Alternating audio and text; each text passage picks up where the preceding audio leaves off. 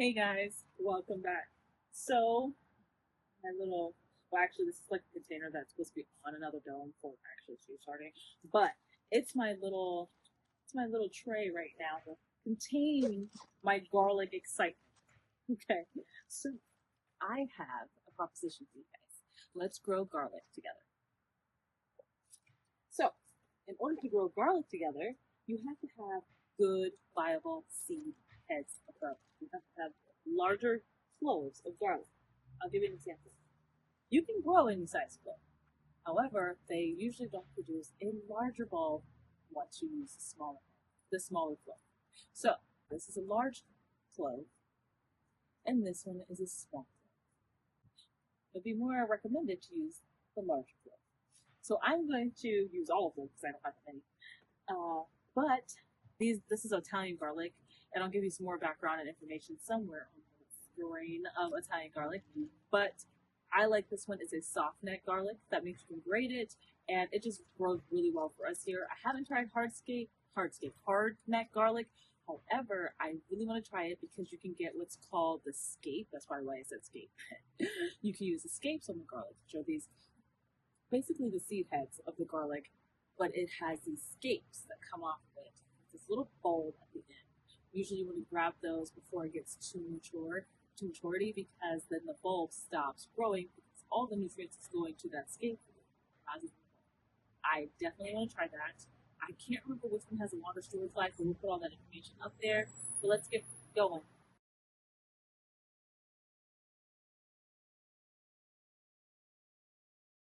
I have another kind of garlic right here, and I want to break it apart for you. So it's kind of hard and weird to grow garlic. So you have to break all the cloves apart. It's really not super hard, but you just have to be a little bit delicate. You don't really want a lot of the garlic skin showing, because this could possibly rot before it starts developing into a garlic. Keeping my fingers crossed that it's not too bad. We don't get a whole lot of rain, and that it will still be okay a few inches under the soil. So you just take your garlic, and you just kind of stick your finger where you feel a groove, and you peel it apart. And then you find you have cloves.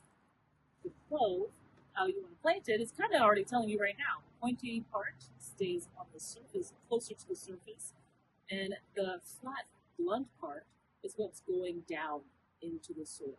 You do want a few inches of soil over top, and that will depend on your location. Warmer climates typically don't have to go as deep, and cold, well, actually, they may have to go a little deeper, I would say, because they want that coldness, because they want that vernalization, which helps the bulb start to do its thing, whatever that is, and it helps to produce a bulb that following spring, which you usually can. I want to say we harvested our garlic somewhere in the middle of the summer, June, maybe July-ish.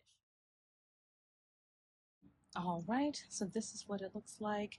Planted the garlic. I only did half of the box. I have something else that I wanted to grow on this side. So I did like 3 or 4 rows of garlic on here, just a few inches under the ground. And I topped it with the soil. I might come back around and put maybe something else on top just to give it another boost of nutrition later on in the season. And we'll see how everything grows. I did end up putting some more garlic on the back area right here, kind of in between the front board and that middle board, and we might get a little bit of garlic over there as well. Other than that, we're just waiting. On that note, I'm going to sit down real quick. I hope everyone has a wonderful holiday, Christmas, or whatever you celebrate this time of the year with family and friends. I hope it goes well for everyone out there. Everyone's being safe, trying to stay warm. And I will see you guys in the next video. Bye, guys.